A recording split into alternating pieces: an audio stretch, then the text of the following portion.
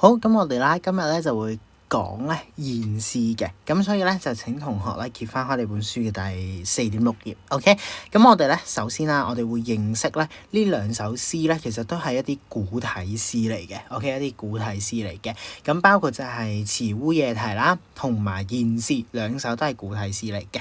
咁樣咧，想你了解一樣嘢啫。OK， 就係現詩咧，佢嘅原題 ，OK， 原題即係原本嘅嗰個標題啊，即係佢個名啊，其實佢叫做咧現詩是留守噶 ，OK， 留守咧係一個人嚟噶 ，OK， 係一個人嚟噶，咁你記住佢係一個人先啦。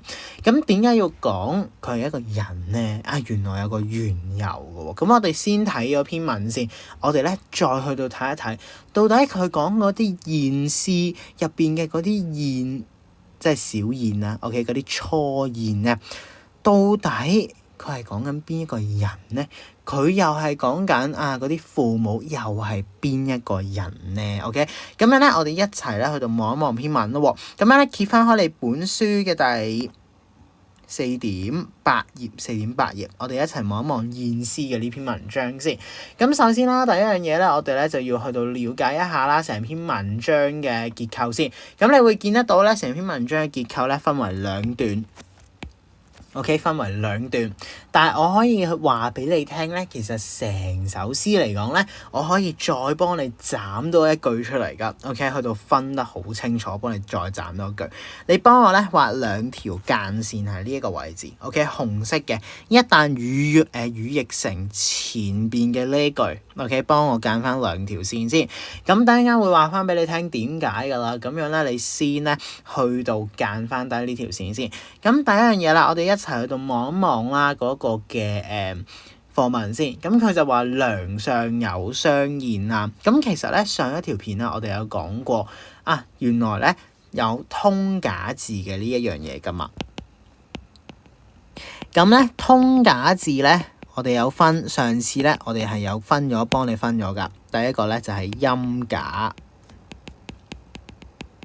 OK， 音假字啊 ，OK， 即係咧，我哋講緊咧個含字 ，OK， 個含字，我哋望一望呢度呢個含字，我哋上次咧有講過呢個含字咧，其實就真係你食嘢食落口含住嘅嗰一個含啦。咁呢個就係音假，另外一個假咧就好特別嘅係字假。咩叫字假咧？其實喺第一個字，成篇文第一個字就已經出現啦，就係呢度。個梁字，個梁字咧，原來啦唔係姓梁個梁喎，佢想解 OK 喺篇文章入邊咧，原來佢係想解橫梁個梁啊 OK， 橫梁個梁請你要記住一樣嘢，個梁字咧呢個出邊呢個位置個刀字個印字，sorry 個印字咧出邊咧其實係要加多粒點噶 OK， 係要加多粒點噶，呢個位置要睇一睇。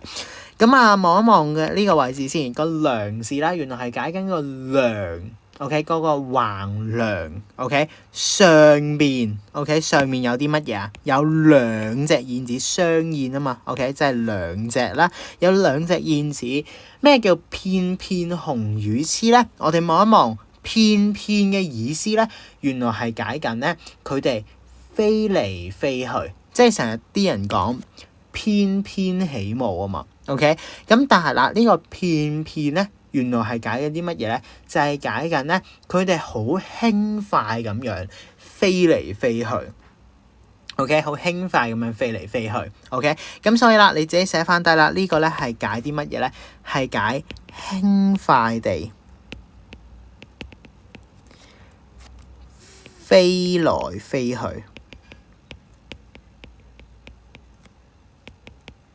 OK， 呢個片片嘅意思係咁樣解啦。咁然之後咧，我哋再望落去咯。紅羽雌，咁相信大家啦應該有睇過嗰啲Discovery Channel 啊，即係嗰啲生態嗰啲啦。你應該會知道個紅字係解男性啦。OK， 動物嘅男性啦。雌咧就係解動物嘅女性噶 ，OK， 咁呢個位置咧就先記咗佢先啦 ，OK， 咁所以咧真係講緊有一個雄性嘅燕子同埋一個雌性嘅燕子啦，就喺個空中嗰度咧就輕快咁樣飛嚟飛去 OK，咁然之後啦，我哋再望咯喎，佢話含泥兩泉間，一巢生四兒啦。含字我哋上次有講過，佢音架係解緊，真係含住啲嘢嘛。咁佢含住啲乜嘢咧？原來係含住啲泥土。OK， 佢含住啲泥土喺兩個泉嘅之間。OK， 咩叫泉咧？我哋望一望下面注釋嘅呢個位置，我哋望一望呢度。嗱，原來佢有劃分㗎，梁咧就真係講解緊啦，橫梁兜住上面啲木條嘅呢一個梁嘅位置。咁然之後啦，嗱，泉咧就係解緊呢啲楞住兩條大木嘅 ，OK， 即係喺呢條行啦，同埋喺呢一個嘅行即係嗰兩條嘅橫梁啦，嗰條行之間啦嘅中間楞住嘅 ，OK， 輔助幫嗰個天花板咧借力嘅呢個咧，我哋就會叫佢做泉啦 ，OK， 咁所以咧變相就係解緊啲乜嘢咧？變相就係解緊佢喺呢兩個 OK 泉之間 OK。咁跟住就擺啲乜嘢咧？原來佢就係話一巢啊嘛，咁即係話咧築巢喎佢哋 ，OK， 佢哋即係整嗰個巢出嚟，然之後咧就生咗4個仔出嚟啦 ，OK， 逼咗4個仔出嚟。咁但係啦，你逐個字去到譯嘅時候咧，咁你會發覺一樣嘢，就係點解我啱啱先會講佢起咗個巢出嚟咧，原來呢個位置咧，我哋就要用其中一個口訣去到解決嘅。咁就係啲乜嘢咧？就係原來咯喺文言文當中咧，有一啲嘢 ，OK， 佢唔會咁直接去到講俾你聽嘅 ，OK， 即係好似我啱啱先咁樣，我唔會咁直接去到話俾你聽咧。原來咧佢係興建咗或者建造咗佢嘅巢出嚟，佢就直接話翻俾你聽咧。佢就係生咗4個仔啫 ，OK， 但係佢冇咗興建個巢出嚟嘅，咁所以你有陣時咧係需要自己加箭嘴落去嘅 ，OK， 加箭嘴落去就係去到講翻原來咯，佢咧係築起咗個巢，然之後先生咗4個小燕子出嚟 ，OK， 所以呢個位置咧你係要需要自己加嘅 ，OK， 你要用你自己嘅邏輯去到加落去嘅 ，OK， 咁所以啦。含泥兩泉間，即係喺嗰個兩泉之間 ，OK， 咁就築咗個巢喺度啦 ，OK， 咁然之後啦，嗱上面咧就生咗4個仔 ，OK， 生咗4個仔，咁就係咁樣嘅 ，OK， 咁然之後我哋繼續望落去咯喎，嗰4個仔做乜嘢咧？嗰4個仔咧日夜長 ，OK， 嗱你唔好讀咗個長字啊，讀嗰個長字咧就解唔到噶啦，文言文好特別噶，有陣時咧讀錯字咧，咁就成篇文都解唔到噶啦，咁就係解緊啲咩咧？嗱，你記住係4兒日夜長啊嚇，長咧係解緊長大啊 ，OK， 長大，咁佢4個小燕子日復日，夜復夜咁樣不停地長大 ，OK， 一日咁樣長大 ，OK， 跟住。索食聲孜孜，有冇聽過咧？有啲人咧成日都話我要索取一份表格，我要索取唔知啲乜嘢，總之係要索取啦。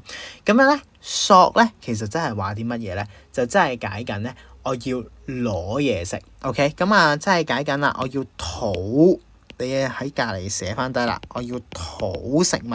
OK， 即係攞一啲嘅食物。OK， 咁我要希望。佢攞一啲嘅食物嘅時候咧，咁嗰一個聲係點樣㗎？佢要攞食物嘅嗰個聲咧，原來係吱吱聲嘅 ，OK？ 因為佢哋係唔會好似人類咁樣噶嘛，我要食嘢咁樣唔得噶嘛，係咪先？咁佢就係人啦，佢就唔係燕子啦。咁燕子佢就係識得嗌一啲吱吱聲嘅，咁就好似呢個位置咁樣。吱吱 OK， 咁所以呢個位置咧，我想你學多一樣嘢 ，OK， 學多一樣嘢，就係其實咧佢用咗一個描寫手法啦。咁其實呢個描寫手法咧，我哋會叫佢做聽覺描寫 ，OK， 聽覺描寫，聽覺係咁樣寫噶。OK， 聽覺，咁你記住佢啦。聽覺描寫，咁點解咧？因為你係聽到有個聲噶嘛。OK， 同埋啦，除咗你要知佢係聽覺描寫之外，呢個係一個描寫手法。你幫我 mark 翻低喺你本書度，呢個係一個描寫手法。你喺你啲作文入邊啊，加咗呢一啲嘅描寫手法落去咧，其實係會將你篇作文升華咗嘅。OK， 咁所以咧，無論你係初中、高中，甚至乎你係大學生都好，你喺篇文章入邊咧寫得到咧，其實你好勁噶啦，OK？因為好多人咧都唔識寫嘅。咁啊，加描寫手法啦，第一樣嘢，第二樣嘢咧，其實你會發覺一樣嘢噶，佢吱吱咧，其實係一個乜嘢啊？好似一個人咁樣噶嘛，你都係會叫噶嘛，係咪先？咁所以咧，其實呢個咧係一個擬聲詞嚟噶，OK？佢係一個擬聲詞。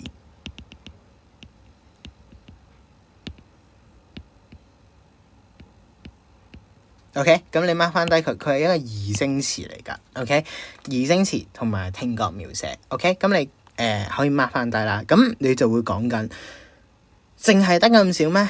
當然就唔係啦。其實咧，佢呢個吱吱咧，除咗呢兩樣嘢之外咧，其實佢亦都係一個疊字。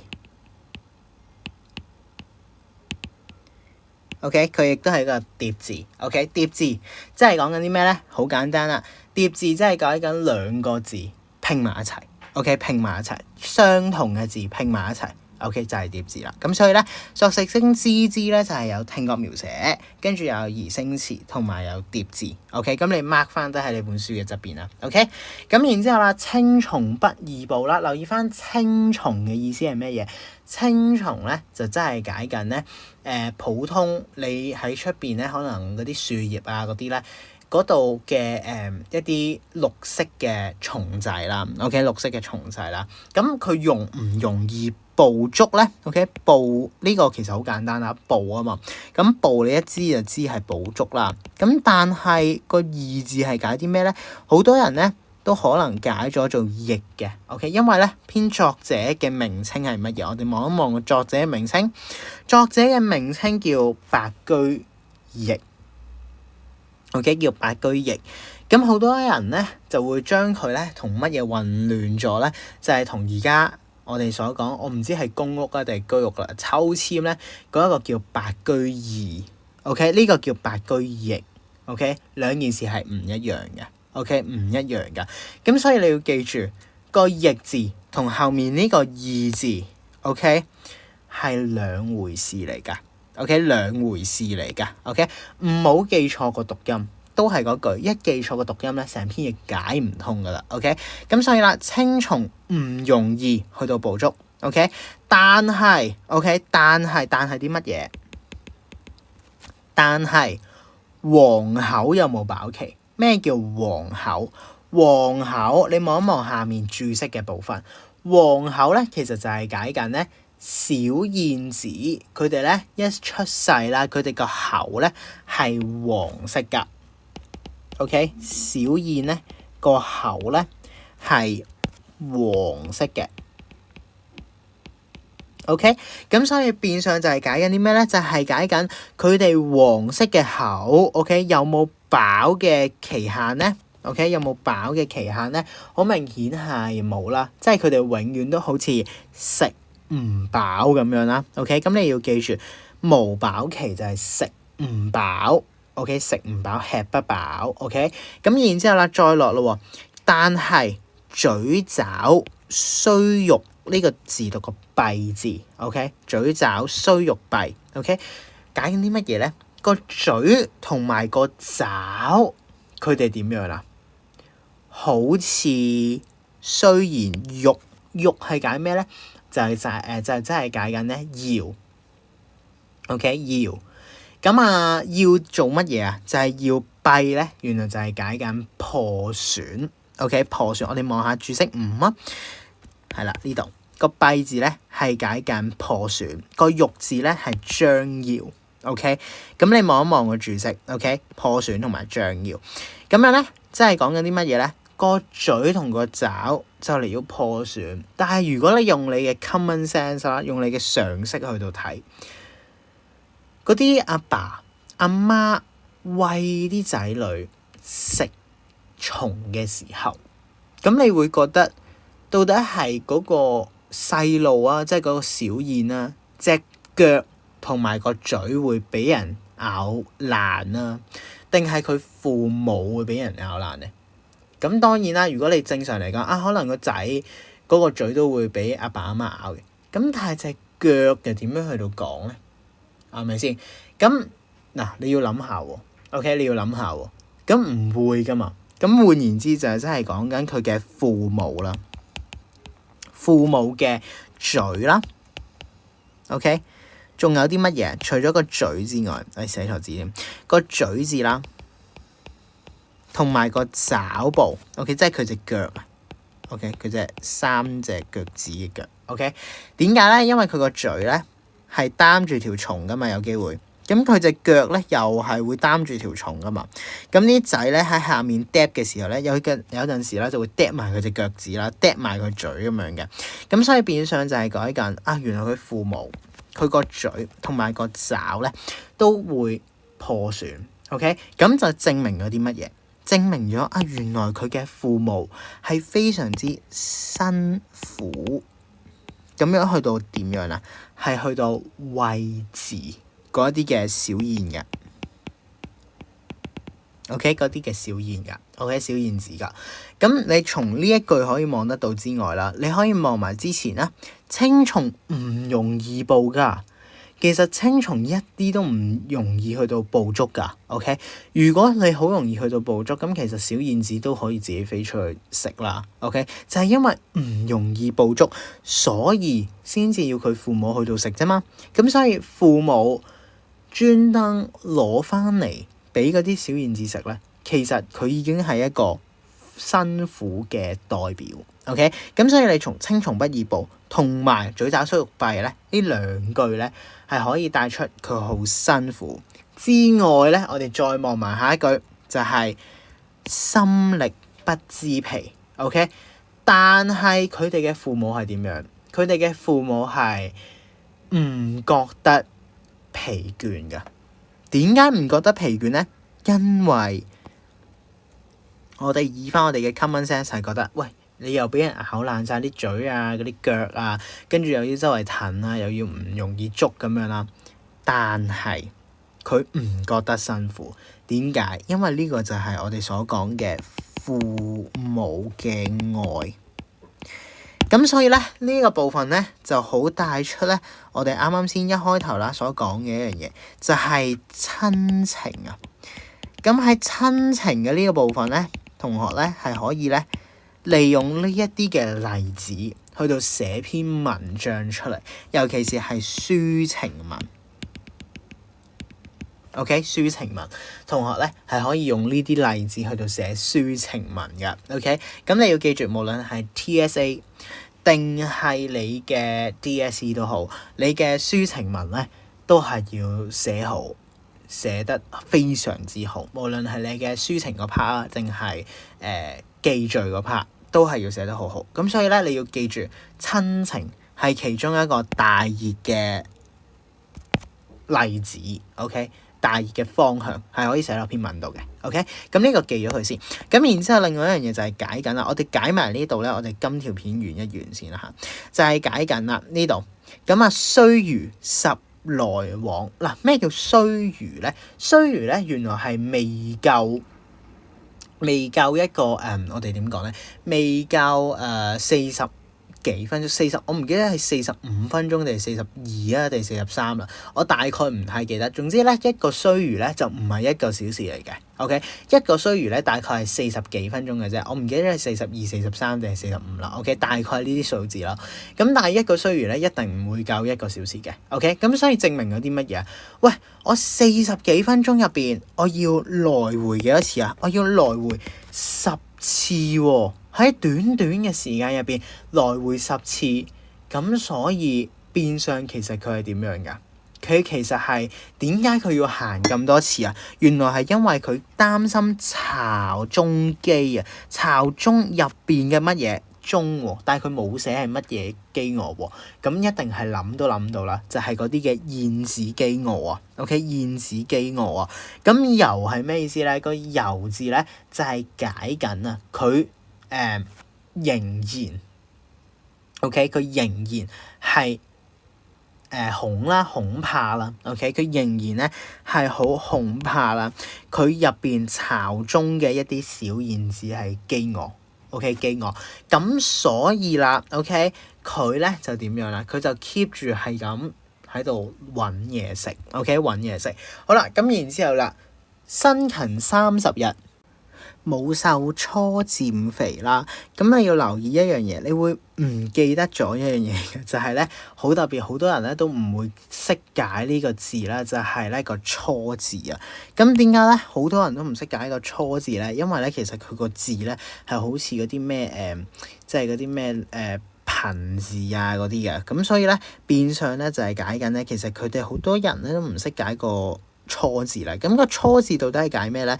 就係解緊咧初燕啊，喺呢個位置嚟講 ，OK 嗰啲嘅即係細細隻嗰啲啱啱出世嗰啲燕子啊，初燕啊 ，OK 啱啱剛出生初出生嬰兒嗰啲咧 ，OK 啊，咁就係初燕啦。咁喺呢句成句點樣譯咧？就係解緊啦，就係辛勤咗30日咧。咁呢句唔明啦。咁但係後面呢個就係解緊母親咧就瘦咗，但係其實佢中間咧係要補翻個字入去㗎，就係但是。OK， 但是初燕 OK 啱啱出世嗰啲咧就點樣啦？就係逐漸咁樣肥啦。OK， 咁就係用咗咧一個嘅對比 OK 對比嘅手法，對比咗啲乜嘢咧？就係對比咗一個咧就瘦咗，另外嗰個就肥咗。OK， 咁兩個都係我要教埋一樣嘢，就係咧咩叫對比，咩叫襯托啦。咁對比咧嗱，襯托其實你唔使咁快學住嘅，不過我同你講埋先。對比咧就係兩個都係主角嚟嘅。咁咧呢一個部分啦，就兩個都咁重要啦，冇一個咧你都唔會知佢講乜嘅嘛，係咪先？咁你一定要知道有母親啦，一定要知道有初燕嘅，咁所以呢個位置就係用咗對比。但係咩叫襯托咧？去到中二嘅時候咧，你就會去到學到噶啦。襯托嘅手法咧，其實就係愛蓮說。你之後咧要記住，你要記住通常咧一啲配角睇韓劇一樣噶啦。配角咧一定係點樣㗎？襯托翻個主角㗎嘛，所以咧係有分主次之分嘅。次咧就係次級 ，OK， 主咧就係個主角，得唔得？咁所以配角同主角一定有分別㗎嘛。主角一定係有主角光環，配角一定係死先嗰啲㗎嘛，係咪先？咁所以你要 get 到襯托同對比嘅分別。咁喺呢個部分咧，兩個都係主角，即係母親同埋佢嘅燕子都係主角，所以就係用咗對比 ，OK 對比嘅手法。呢個位置要記住。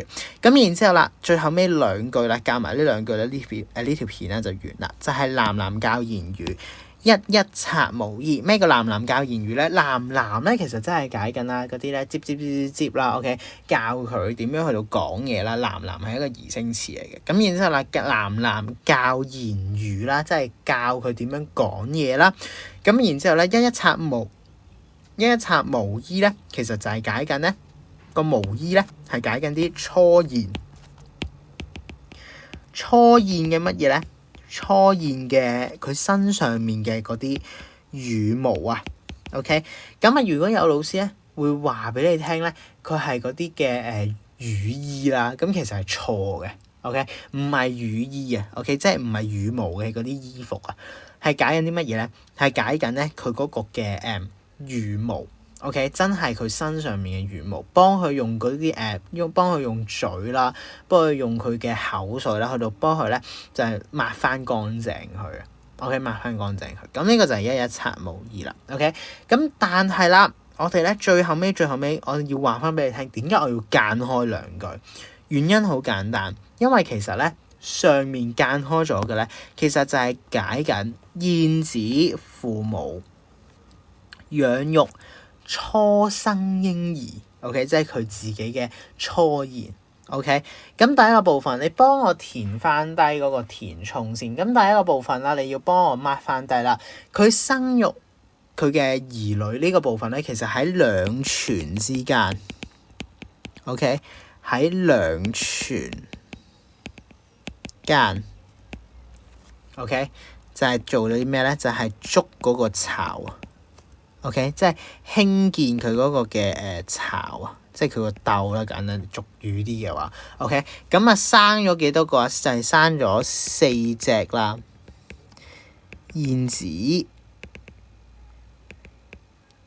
生咗4隻燕子。OK， 咁然之後啦，養育點樣養育咧？第一樣嘢就係辛苦咁樣去到覓食啦。咁啊，以啲乜嘢？就係以咧去到餵養一啲嘅小燕子。OK， 咁然之後啦，嗱，令到咧嗰啲嘅小燕子即係初燕啦，係可以漸漸咁樣咧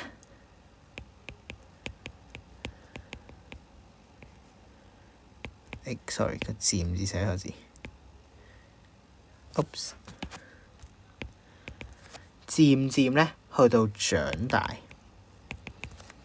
OK， 咁啊教育兒女嘅方法咧好簡單啦，就係教佢點樣去到叫。OK。教導小燕叫鳴啦，鳴係即係鳴叫啊。OK， 兩樣嘢都互通嘅，你中意寫咩就得啦。咁啊，然之後咧就係飛行，教佢點樣飛嘅。咁啊，呢個部分咧，我哋就未去到教嘅飛行嘅呢個部分，因為咧其實咧佢係呢個位置嘅，一旦羽翼成，引上庭樹枝啊 ，OK 呢個位置嚟嘅。咁但係點解我唔教住咧？因為其實佢同下面嘅嗰一句咧係有個連貫嘅，咁所以咧我就喺下一段啦，即係下一條片啊，都去到再教埋點解呢一句同下面係一個和應咁樣啦，你當係 OK。咁所以啦，呢個部分你幫我 hold 住先 OK。你記住，其實佢係會教埋佢飛行嘅，但係飛行完之後咁就點樣呢？一飛係咪就真係遠走高飛，定係留喺父母身邊咧？嗱，我留個賣個關子先，俾條伏線大家 OK， 俾個伏筆大家，咁樣咧就喺下條片咧就繼續去到講一個咁點解 OK？ 點解一教完佢之後就會遠走高飛啊？定係繼續留喺屋企，留喺個巢入邊供養父母啦？OK，咁啊，今條片嚟到呢度，你下次再見。